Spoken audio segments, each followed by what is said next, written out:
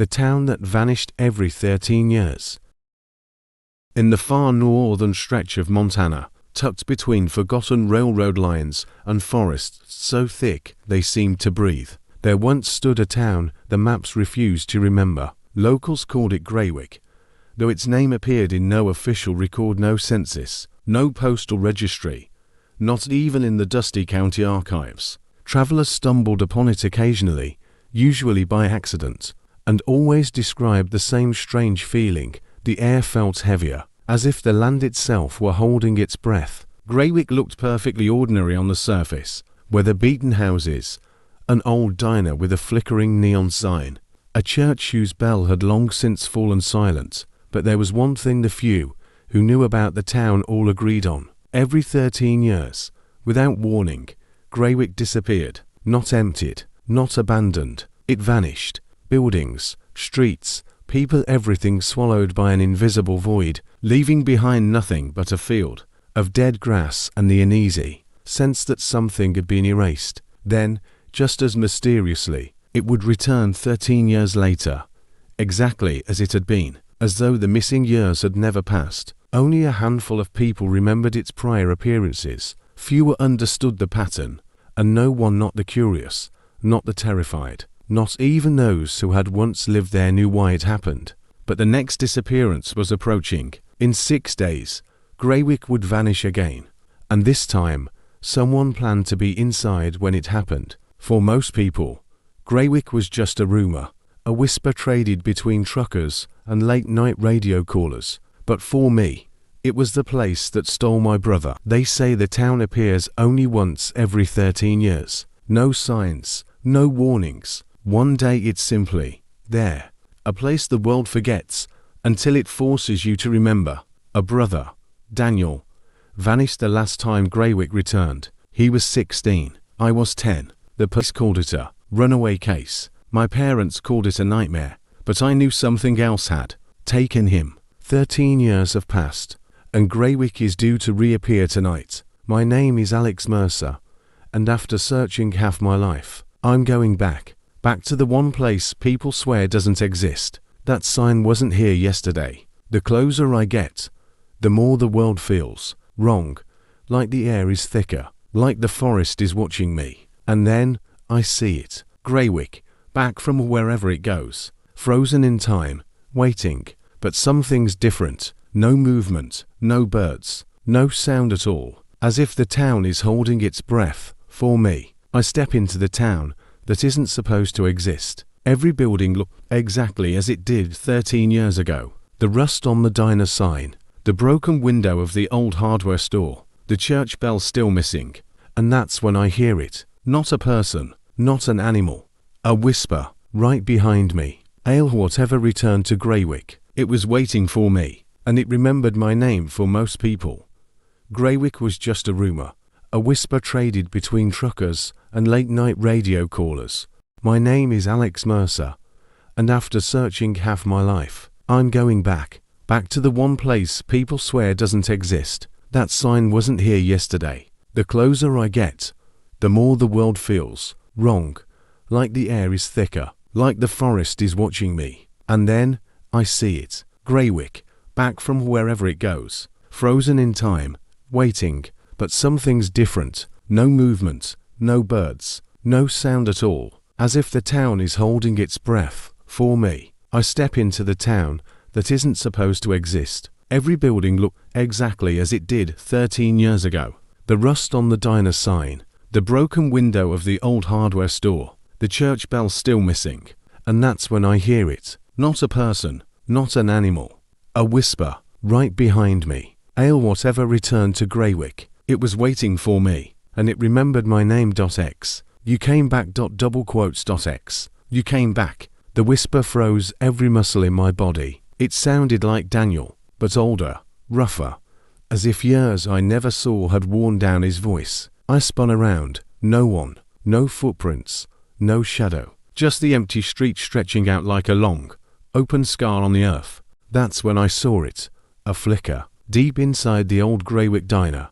A place that should have been dead. No power, no people. And yet, something inside was moving. Every step felt wrong. The air had weight, like walking through water. My heartbeat echoed in my ears, louder with each step. I pushed the door open. The diner was exactly as I remembered it. Booths with torn red seats. A counter holding mugs still half filled with coffee. Coffee that was 13 years old, and somehow still warm. That's when I realized time hadn't passed here. Greywick wasn't just trapped, it was looping.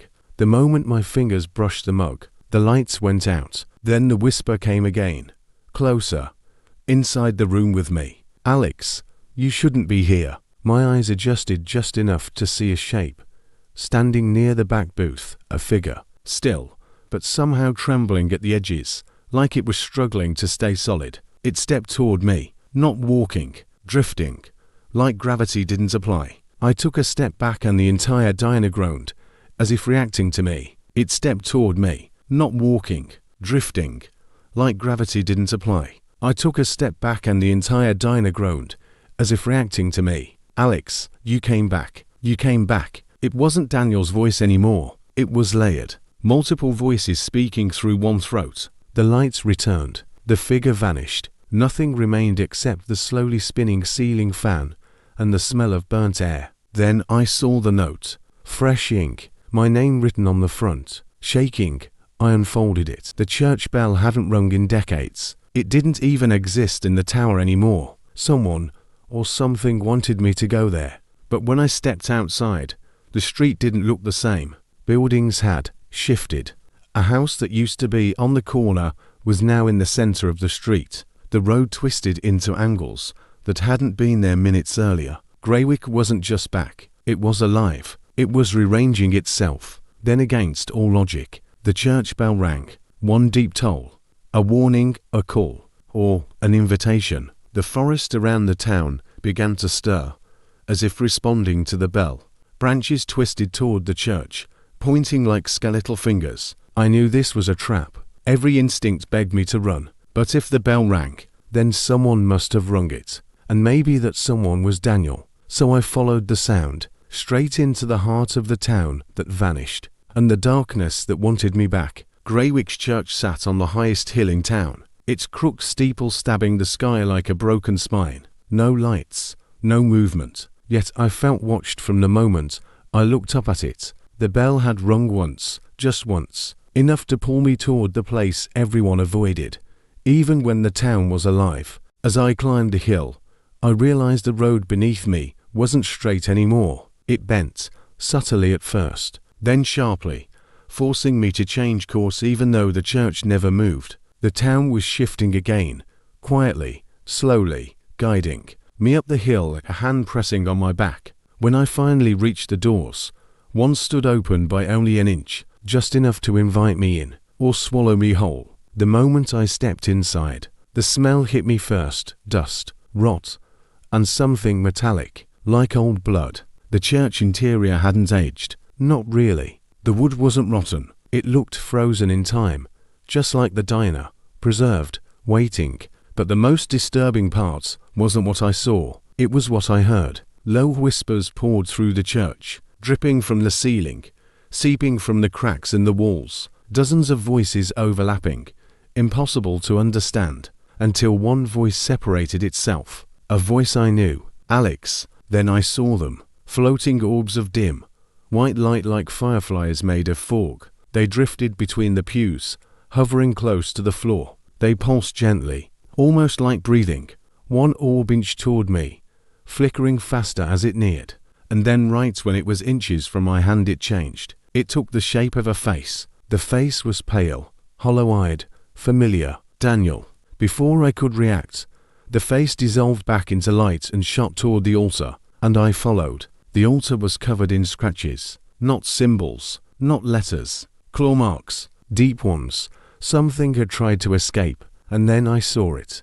A journal, tucked beneath the altar like someone hid it in a hurry. The Reverend's journal. The man who founded Greywick nearly a century ago. I opened it. The town sleeps in cycles, 13 years above, 13 years below. We are not alone in the dark. When Greywick sinks, it is not death, it is feeding.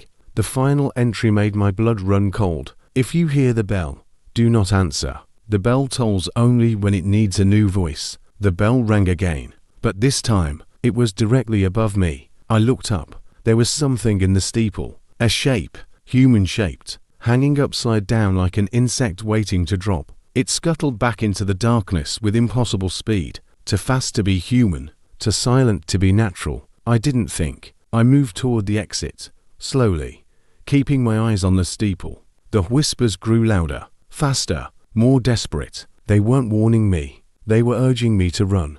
One orb darted down in front of me and spread across the floor, forming letters in glowing dust. I didn't argue. I bolted from the church and sprinted down the hill as fast as I could. But before I reached the bottom of the hill, I made the mistake of looking back. The shape in the steeple was watching me, clinging to the roof, head tilted, like it was memorizing my face. And then it spoke. 13 years is almost up. Only then did I understand. Greywick didn't just want to take people. It chose them, and it had chosen me. I didn't stop running until the church disappeared behind the fog. My lungs ached, my legs shook, but the whispers still clung to me, chasing me through Greywick's shifting streets. That's when I saw it. A house I knew all too well. My childhood home, in the middle of Greywick. Every detail matched. The fading blue paint, the cracked front step, even the small dent on the mailbox I'd made when I was 7. But the house looked alive, breathing, like the walls were swelling with each inhale. The door opened for me, slowly, silently, inviting, or luring. The furniture was exactly where my mum left it. My father's jacket hung on the rack. A TV remote I lost years ago lay on the couch, but there was one difference. It was all too clean, too preserved. No dust, no decay. Like the house had been waiting for me to return. My heart nearly stopped. That voice, I hadn't heard it since her funeral. I walked toward the kitchen with shaking hands. No one was there, but pots were boiling, plates set, silverware neatly arranged, like she had just stepped away for a moment. Then I noticed a door near the back corner, a door that never existed in my real home. It pulsed softly, the wood moving like skin. From behind the door, Daniel's voice. "Alex, help me." I reached for the handle, but the moment my fingers touched it, the entire house screamed. Not a sound, a scream. The walls shook, the lights flickered, and every photo on the wall turned toward me at once. I scratched out. I ran as the house folded in on itself, shrinking, crushing inwards like a lung collapsing. By the time I reached the street, the house was gone, as if it had never been there. Night settled over Greywick like a thick blanket, silent and suffocating. I could feel something behind me, following, matching every step.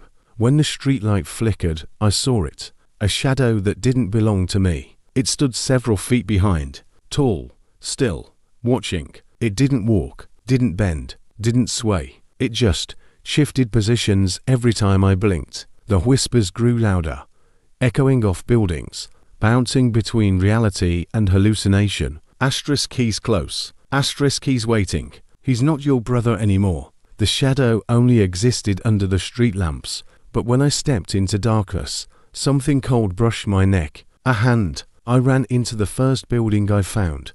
Greywick's old school. The one I saw only in pictures before it vanished. Desks still arranged. Chalk on the blackboard. A test half written, like class had been interrupted mid-sentence. But the worst part, children's laughter echoed down the empty halls. The gymnasium lights flickered on the moment I stepped inside. And I wasn't alone. Dozens of children stood in a circle, pale, translucent, eyes glowing white. Not alive, not dead, something in between. A girl stepped forward.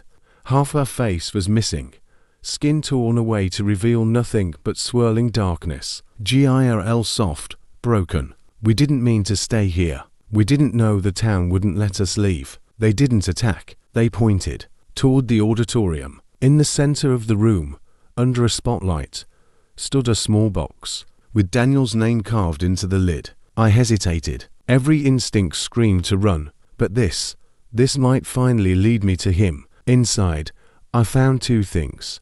A key made of bone, and a tape recorder. Alex, if you're hearing this, I'm still alive, but not for long. Greywick chose me. It wants you next. Don't trust the voices. Don't trust the lights. And whatever you do, don't go to the library. The tape ended, but now I had a direction. The library, which meant I had to go there. Greywick's library towered over every building.